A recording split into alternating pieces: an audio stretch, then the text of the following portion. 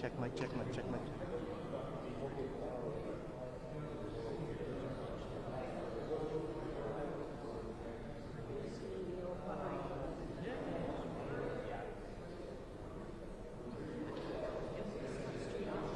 Is that you? And I'll go on this side. Yep. We're behind you. Go where you want.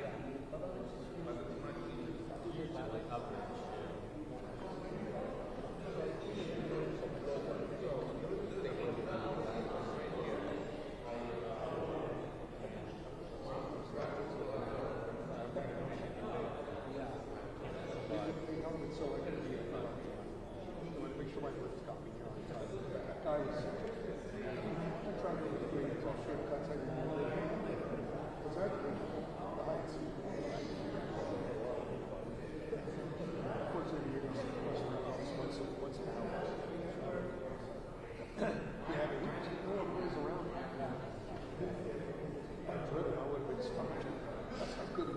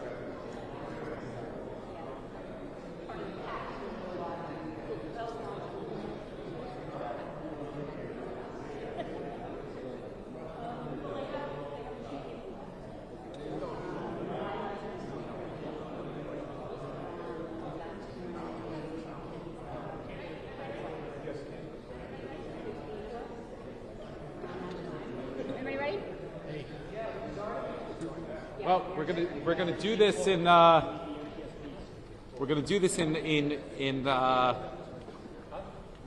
two shifts in order to make sure that we answer questions properly and there's no perception of the NTSB engaging anything in local and separation there. So we're gonna just say thank you really quickly. We're gonna have the NTSB come up here, brief you on where they are in the process. Then the city will come back up here and answer any specific questions on where we are from the process on our side. So you have the chairwoman of the NTSB. She'll come up here shortly. She's right out there. She'll answer any questions, tell you what's going on. Then we will resume from the city side, answer any questions separately. So we'll ask you guys to separate those two components out with regards to questions. I think Kim is providing you right now the names of the individuals and confirmation for those of you that don't have that. So we'll give it a minute, and the chairwoman of the NTSB will come in, and then we'll take it from there afterwards, okay?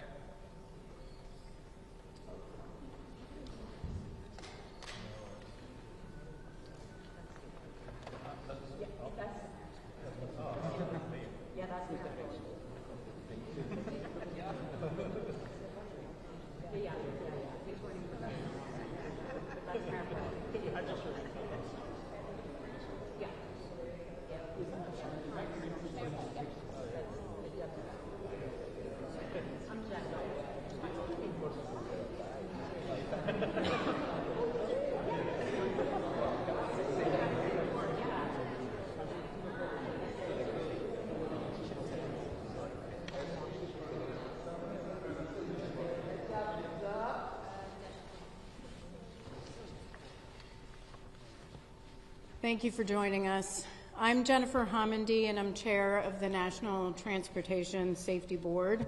Our investigator in charge for this investigation, we call the investigator in charge the IIC, is Leah Reed. That's L-E-A-H, and then it's R-E-E-D. The National Transportation Safety Board is an independent federal agency that's charged by Congress with investigating every civil aviation accident in the United States and significant events in all other modes of transportation. As you know, we're here to investigate yesterday's crash of a Bell 206L4 helicopter into the Hudson River near Jersey City, New Jersey. The helicopter departed the downtown Manhattan Wall Street heliport in New York at about 14:50 for an air tour flight. The helicopter is owned by Meridian Helicopters, LLC, which is based in Broussard, Louisiana, and operated by New York Helicopter Charter, Inc. Before I go on, I want to extend on behalf of the entire NTSB our deepest condolences to those who lost loved ones in this tragic event. I also want to start by thanking the first responders. This was a tremendous, tremendous effort. And I want to thank specifically, first and foremost, the mayor for allowing us to be here in City Hall and do this press conference, and for all the support that you've given us and the team. I also want to thank the Jersey City Office of Emergency Management, the Jersey City Police Department, Jersey City Fire, Jersey City EMS, Port Authority of New York and New Jersey Police Department, the New Jersey Park Police, the New Jersey Transit Police Department, Hudson County Office of Emergency Management, the NYPD Special Operations, FDNY Special Operations, New York City Office of Emergency Management, the United States Coast Guard, the Army Corps of Engineers, and so many others that we will continue to mention in our follow-up press briefings. Now, I want to set expectations for this press conference. This crash occurred yesterday at about 3:15 p.m., so we're not even 24 hours later. Rightfully, the focus yesterday was on, first and foremost, victim recovery, and then wreckage recovery. Our investigators, the NTSB, we stay out of the way when victim recovery efforts are in process. That is first and foremost, most important. Our investigation can always wait. Once that was done, we had Luke Chiata, who is our chief of our Eastern region, who lives right here in New York, on scene as part of the wreckage recovery operations. And those two were the focus for yesterday. The rest of the team began to arrive late last night, including me, and early this morning. So that means this is the first full day of our investigation. And as you can see, our investigators are out doing some of the work that I'm about to talk about in just a second. But as far as information sharing today, I am not going to share a lot of investigative information. We have a lot of information, but we do not speculate. We need to confirm information. That is a process that takes time. So I will say, I understand that you have a lot of questions, and we will attempt to answer them over the coming days. A little bit about our team and our process. We have 17 people who are here on scene. That includes 10 investigators. They are supported by a minimum of 10 experts back in our headquarters in Washington, D.C. The on-scene specialists, they are experts, and they have the following specialties. Operations, they'll focus on the helicopter operator.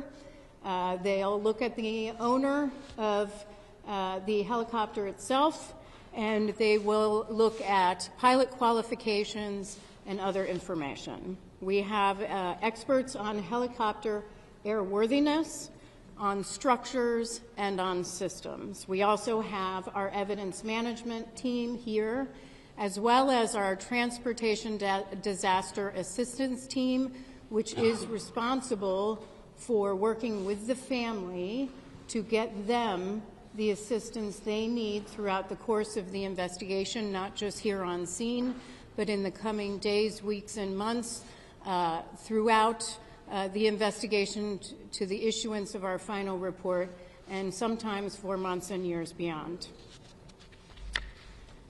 The wreckage exam began this morning.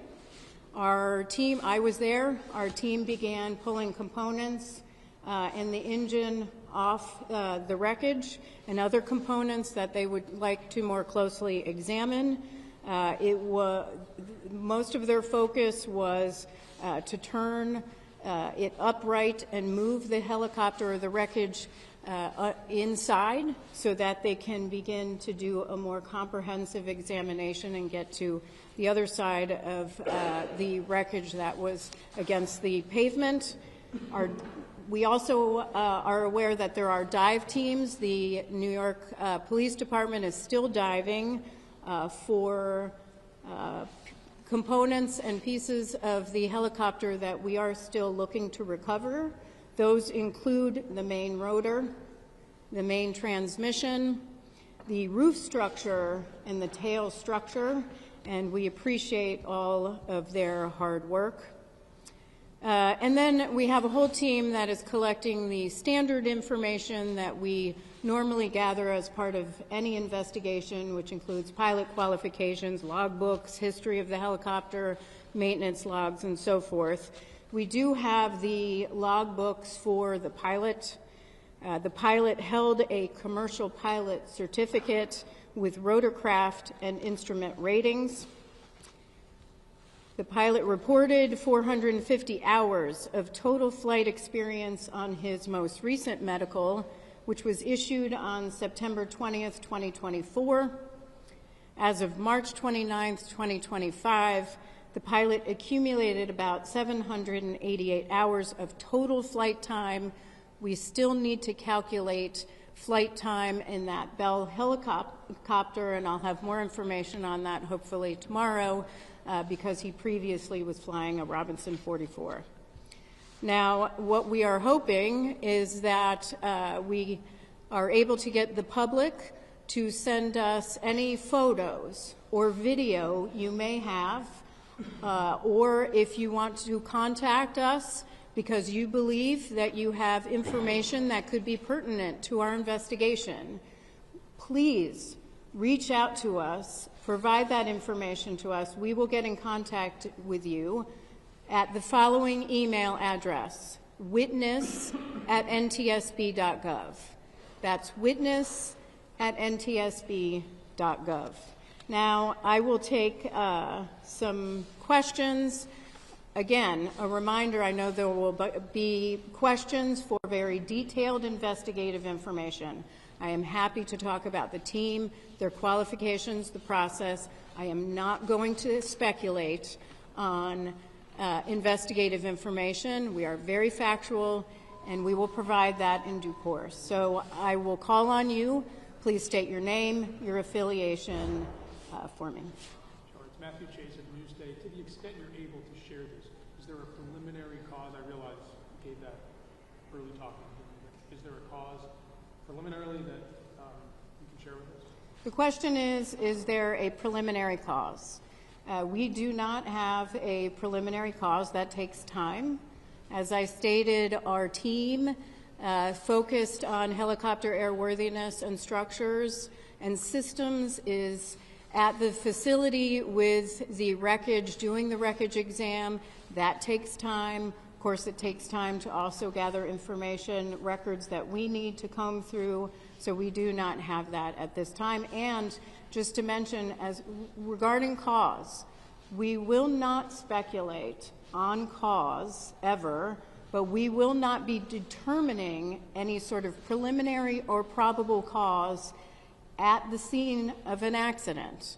We don't do that. What we are doing here is gathering the perishable evidence, the evidence that we need to gather for our investigation. When it comes to maintenance logbooks and other materials, we can look at those materials later on. What we need to do is look at the wreckage now.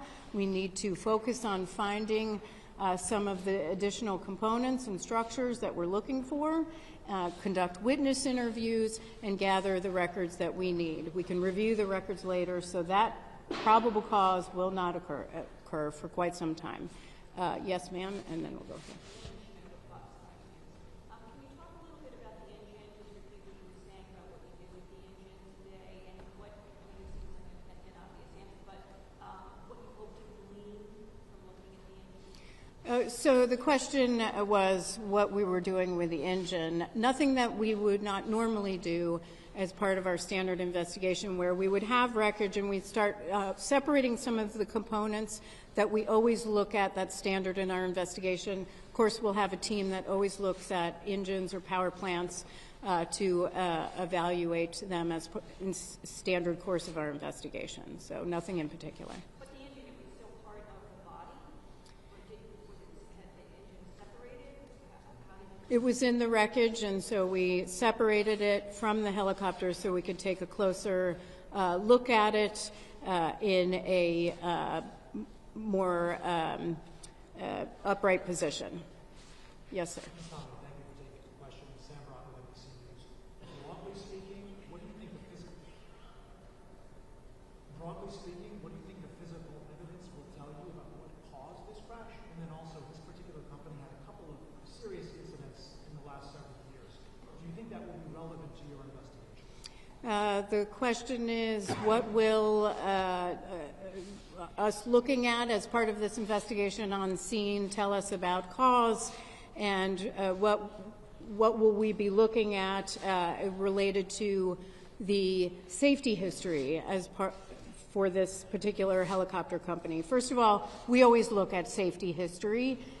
That's a standard part of all of our investigations, so we'll collect that. Not just from the Federal Aviation Administration, that is a party to every single one of our investigations, but we'll also ask those questions in interviews and get other information that will help us get a very broad view and detailed information about the safety history of this particular operator and also the owner of the helicopter itself. With respect to what will it tell us on scene about our investigation, the evidence right now, everything is on the table. We don't rule anything out. We take a very detailed and comprehensive view, and it's way too early in the investigation. It will be too early on scene. That's much later in the investigation. Yes, ma'am.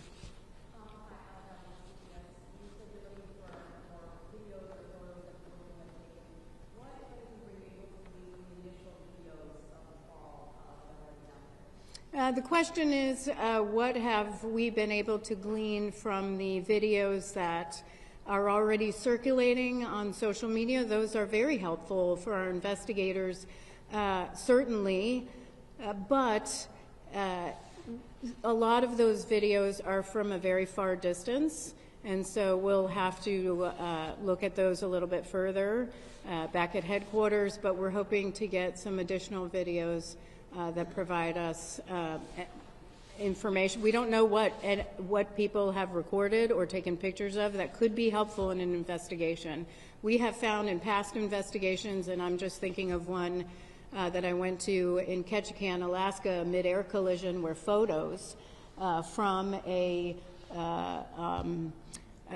somebody who was on board one of the airplanes helped us significantly in our investigation. So it can be very key parts of our investigation. So for anyone who didn't hear my previous request, please send us any sort of videos or photos or information you'd like to share with us at witness@ntsb.gov. Yes, ma'am. I know when you do these investigations, you also come out with recommendations. I mean, knowing the history of these crashes so far, are there any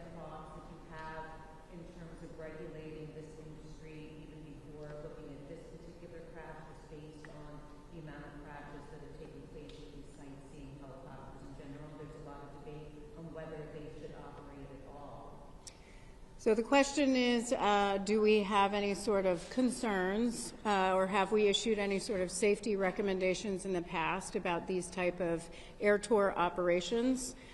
We have. Actually, we did. So this particular operator was governed under Part 135 of the Federal Aviation Regulations, but this particular operation was under Part 91. All air tours are. We have issued an entire report on Part 91 operations with respect to revenue passengers. We believe in one level of safety strongly, and that may not look like regulation for a major commercial airline, but we do believe that they should be regulated. We have issued recommendations in the past on recorders, crash-resistant recorders. We've issued numerous recommendations on safety management systems, on particular regulations for Part 91. It's too early to say what we would recommend as part of this investigation. However, this is a concern that we've raised for a number of years. Certainly we raised this after the Fly Nyan crash, and in a specific report that we have online at ntsb.gov focused on Part 91 revenue passenger operations. And so I would direct you actually to that report. It was very comprehensive about our recommendations, specifically about air tour operators. And if you can't find that, our media relations team can help provide that information, because we did issue a set of recommendations to improve safety in this area. And was this operator following those recommendations? That will be part of the question is, was this operator complying with those recommendations? Those are recommendations, not regulations, but we would have to look at that, and that will be standard in this investigation. So thank you very much, sir. And then I'm going to go over here. Have we recovered the rotor? We are looking for the main rotor and the tail rotor right now. The people of Uptown, Jersey City, have been complaining, and myself, about the helicopters flying low between these buildings up here, these 60, 70-story buildings. And we've asked, what's the FAA up in Connecticut, to get them the heck out of here and let them fly down the Hudson River. I'm telling you right now, if something isn't done, there's going to be a disaster where they're going to crash into one of these buildings or crash into the neighborhoods up there. They are annoying, and they're bothering. People have been asking and asking and asking, and nothing has been done. Thank you. There was a comment about, thank you, sir. There was a comment about the concern about these helicopter operations, and thank you very much for sharing that. Appreciate it. Yes. I understand this is just the beginning of the investigation, but everybody sees these videos, and I think what people are wondering, how can it be possible that a rotor can break apart in midair in that way, and then at the same time the helicopter, to the point that then it's inverted. I mean, was speed a factor? What would provoke such tragedy? The question is, what would result? How did this essentially? How did this tragedy happen, where a helicopter would break apart in the air? I understand that is a significant concern and a question on everyone's mind. It is going to take time. We need to do a very thorough examination of the wreckage to determine what occurred first and how that occurred. Once we have that, we'll be able to release that to the public. Two more questions? Yes. Sure.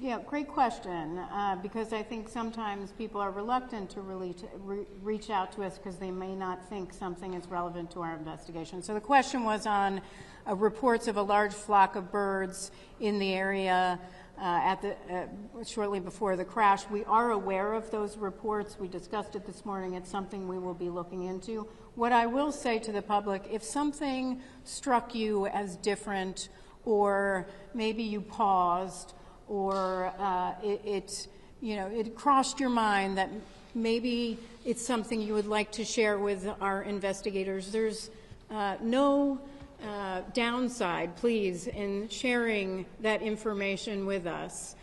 You can be very helpful in providing that investigative information to the NTSB. So again, witness at ntsb.gov. Even if you think it's irrelevant, please send it in. Yes, sir. Hi, Stephen Nesson, WNYC Radio. You said there are 17 people on site here working on the investigation and 10 in D.C. Is that how many people you would typically have for a helicopter crash investigation? Is that the same number, for example, during the Flynon helicopter crash, or have cuts of the federal government reduced your number of investigators? So the question is, the 17 investigators here and 10 who are supporting back home, but the 17 personnel here, 10 of which are investigators. Is that typical for an investigation like this?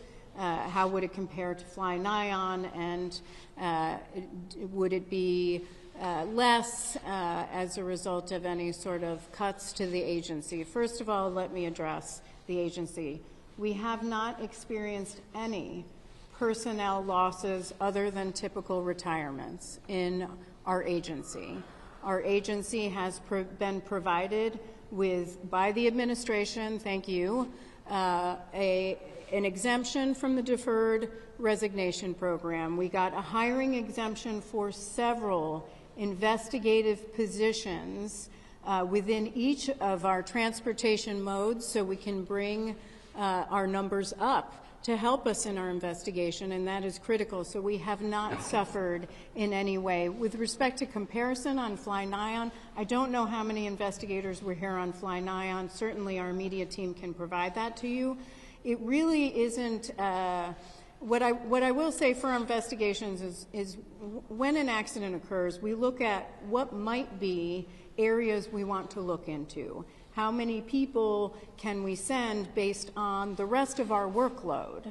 And because we have a pretty heavy workload right now, and that is the decision making that goes into what expertise do we need and who do we want to send. That is what feeds into that, so it might vary depending on the investigation. Okay, that is the end of questions today. What I will ask is that you monitor X, which is NTSB_newsroom, and also NTSB.gov, which is our website, which will have updates on future press conferences. Thank you so much for your time.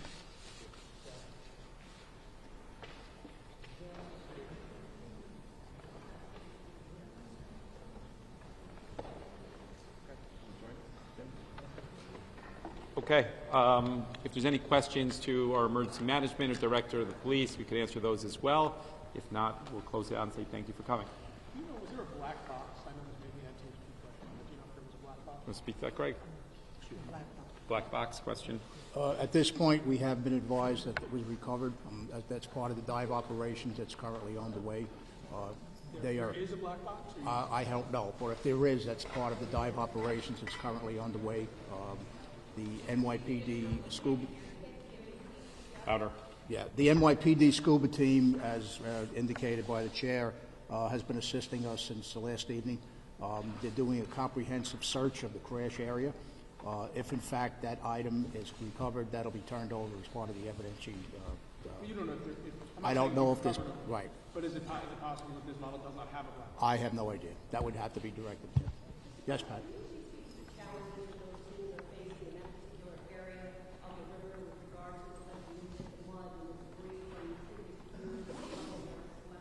The area in question is it's about 5 feet deep where the chopper went down.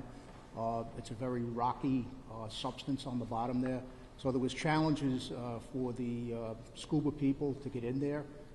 Even to this day, we were doing recovery on the pier line and the shoreline where getting a boat in that close was tough. So it was a lot of the stuff our emergency service people, people from my office were out there physically walking the shoreline recovering items. You said 5 feet deep? 5 feet deep, roughly. Yes. Question for Mayor Bullock. Do you know if the brother's brother-in-law is flying in from Spain has arrived yet? I believe they said it was an hour and a half from now until he arrives. Is that what they said? Yes. All the He was flying in this morning, and then they said an hour and a half from. He'll be arriving about. Yeah, in about an hour from now, he'll be arriving. So, question for the gentleman from emergency management. How big is the debris? Yesterday we saw boats spread out quite far. There was some debris found, as far north as Hoboken Terminal. How large of an area are your divers, NYPD divers, having to search? Well, that's the discretion of the Coast Guard. Obviously, they've been establishing where the dives are currently operating. The one location that they're looking at, they've discovered some information based on sonar and things like that. It's approximately 75 feet deep, so it's a pretty wide area right now. Primarily, we're in the area of the crash site and then working outward. But as the dive teams discover items that doesn't appear normal, they're marking them, and then based on the currents and things like that, they'll be back to continue their dives in that area. Can I get a clarification on something, just to make sure I heard this right? So where the body of the chopper went into the water, that's 5 feet deep right there? Approximately 5 feet deep. Okay, because there's that video of the blade whirling around, and that went into the water significantly further. Yeah, that's the area the water's approximately 75 deep, 75 foot. They have found some items on the floor based on sonar and things like that that are not normal appearances, and that's why they're continuing to mark that. Hudson River is a very, very tough place to dive. So we're dealing with the expertise of the NYPD, and they're going to make sure it's done safely, and we're going to recover what's down there. They take some time, but they're going to stay there until they have to get what they have to get. Visibility in the water. Excuse me? Visibility in the water. Very, very murky. I mean, I was there last night when they were physically removing the victims. You literally can't see your hand in front of you, but they did a phenomenal job. Okay. Forgive this ignorant question, but 75 feet deep from where? From the shoreline. Any surgery yet? Greg Kears. Greg Kears, K-I-E-R-C-E. And that's not a radius, that's Straight out. straight out. Yeah. Anything else? Thank you, sir. Yeah. Mayor, can you specify as best as possible whatever location on the Jersey City side the crash occurred closest to? You want to answer that, Greg, as well? You must stay with that as well. If you're familiar with the Port Authority vents down by foot of 6th Street, roughly, it's adjacent right to the Port Authority vent. It's adjacent right to the Port Authority pier where it houses the vents for the Howland Tunnel. Yes. Mayor, I know you posted a little bit about it on social media, but can you just tell us what you know so far about the family? I'm sorry? From the mayor, can you tell us what you know so far about the family? They told us, I touched on the fact that they were here for a birthday trip for the mom. Her birthday is actually, I understand, in June, but it was a trip that they were doing now. It was one of the child's birthdays today. He was here for a business trip, arriving on Sunday, touring some Siemens entities in Pittsburgh, is what they told us. And then they extended the trip with the family arriving a couple days ago for the birthday portion of the trip. Birthday today or yesterday? They said his birthday, or when the child's birthday was today, is what they said. And that was the 8th birthday? Yeah. Excuse me? I don't know. Yeah? Just a quick question about birds. Forgive me, I'm not familiar with the birds in this area. Is it a typical problem that there are birds that could possibly, interact with their flight? There were 3 working theories. There was the birds discussion, there was drone discussion, and mechanical failure discussion. And we'll see where it goes. And again, I don't want to hypothesize, but I think as time goes on, we'll leave it at that. What are your thoughts on the regulation issue? I think that you need more regulation there, and we need the FAA to restrict the tourism on the helicopters. It's a very crowded space, and those of you that aren't familiar with it, you only could go so high because you can't interfere with Newark, LaGuardia, and JFK on the commercial airlines. So you have all of the news outlets, you have the transportation, you have the tourism, all in a very, very tight space that can't go above a certain elevation. So it is very congested, and it's a very, very congested space on the ground. So it's dangerous, and as he said, you know, had it been 50 feet more towards the shoreline, it would have landed on a walkway that is highly trafficked and not far from a playground over there close to Newport, and it's another 100 feet. It could have been in the middle of Newport Parkway. So it's a very dangerous situation. You want them to have it? Yeah, I think that you need to be practical about it. Post 9/11, there was restrictions, and it seemed like it worked okay. And then over time, we've brought back those restrictions and more traffic. That helicopter did multiple tours that day already. They are very busy operators, and that probably is going to lead to questions around maintenance and all of those sort of things. And by the time it's resolved, the world will stop watching this, unfortunately, because it takes the NTSB a lot of time to get to a resolution. But there's going to be a lot of questions on how those tourist operators work, and I think there's reason to be concerned over it. Hi, my name is Destiny for the New York Post. The pilot has been ID'd as a Yeah. Navy SEAL vet, and I was just wondering if you've been in contact with his family. They told us I have not, he's been in contact. The mother is in Utah, and yeah, he's a veteran and African-American male, 36 years old? Yes, 36 years old. Yeah. For clarification purposes, Mr. Mayor, for Univision, we understand there were 3 children. Can you clarify the ages? I don't, do you have the exact ages? Kim, when we're done, Kim will give you the exact ages. Kim will come up at the end and give you the exact ages. She'll give you that information. She'll give you that. Anything else before we wrap it up? Yes. Thank you. Was running out of fuel a factor in this crash? Did that mean? I mean, look, you have these operators saying a lot of different things. I think a reasonable person would come to the conclusion that if you're a pilot and you're going on a trip, you would recognize whether you have fuel or you don't have fuel in that. That helicopter was used on multiple trips earlier in that day. So I would likely rule that out. You know, I'm going to go with the hypothesis that that's probably not going to end up being the outcome on this. Have you worked with the family in Spain to arrange? We spoke today to the executives. I did to the executives at Siemens, and they flew out last night. And the one that flew out actually has a close family relationship with the deceased. They would vacation together, so there's familiarity there. He was facilitating conversations with the consulate in order to facilitate the release of the bodies to bring them back to Spain. And then, as we said earlier, family members should be arriving in an hour or so. You said the brother-in-law? Kim will give you the pilot's name and the ages. Brother-in-law, you said? Yeah, I believe it was the wife's brother. Yeah. Yeah, another question for your emergency management folks. Greg.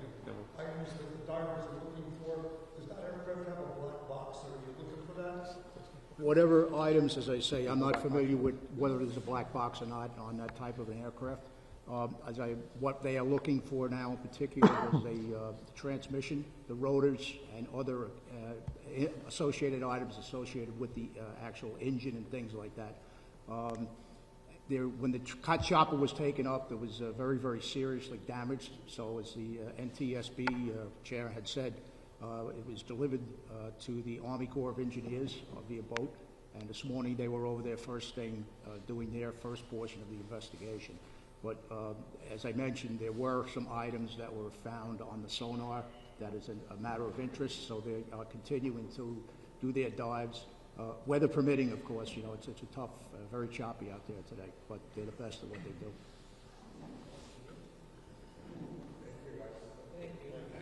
Thank you. You want to get the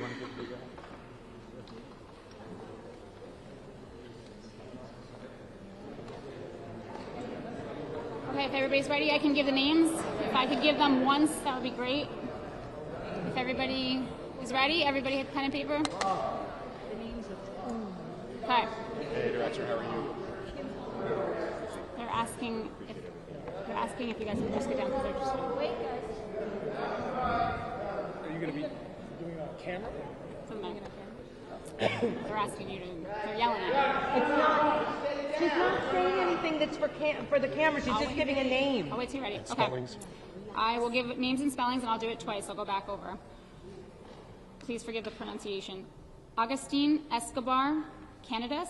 That's Agustin Escobar Canadas, 49.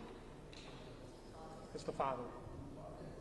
Mercy Camp Ruby Montal, MERCE CAMPRUBI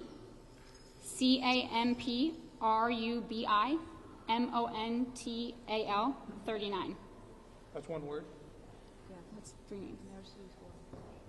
Mercedes Escobar Camp Ruby, MERCEDES ESCOBAR CAMPRUBI, 9. Her date of birth was April 11th, 2016. Shawnkeese Johnson was the pilot, 36. SEANKESE Johnson, spelled normally, JOHNSON. And he's 36. 36. I can go through it again if you guys need me Just to. the wife and kids. Okay, so I'll just go through it all one more time so that we don't get asked so much times. All right, so 49-year-old Augustine Escobar Canidas, AGUSTIN ESCOBAR CANADAS, again, 49. Mercy Camp Ruby Montal, MERCE CAMPRUBI MONTAL, 39. Victor Escobar Camp Ruby, VICTOR ESCOBAR CAMPRUBI, 4. Mercedes Escobar Camp Ruby, I'll just spell the first name, MERCEDES. And then the pilot, Shawnkeese Johnson, SEANKESE, Johnson spelled normally, 36. Where's the other child? Those are the names that I have right now. There's 3. Oh, no, there's 2. Yep. Oh, you're right. Those are the only names I have right now. Yeah, Victor and Mercedes. Those are the only names that I have confirmed. Yeah, not the 11-year-old. There were 3 kids, yeah. Justine Canadas is the dad, right? 49. 49. So why don't you have the, I'm sorry, just, That's what I have confirmed. It's out of my hands. That's what I'm giving. and the two that passed at the hospital, do you know which were, but they were the 2 children, right? Sorry, how old is Mercedes? Yeah, she would have been 9 today. The one thing I didn't get is just like the spacing. I know, I'm sorry. You said it quickly, so. Well, they're all because they're all spelled the same. Okay. It's like Escobar, Canadas, Camp Ruby, Escobar, Escobar. Spain, they used to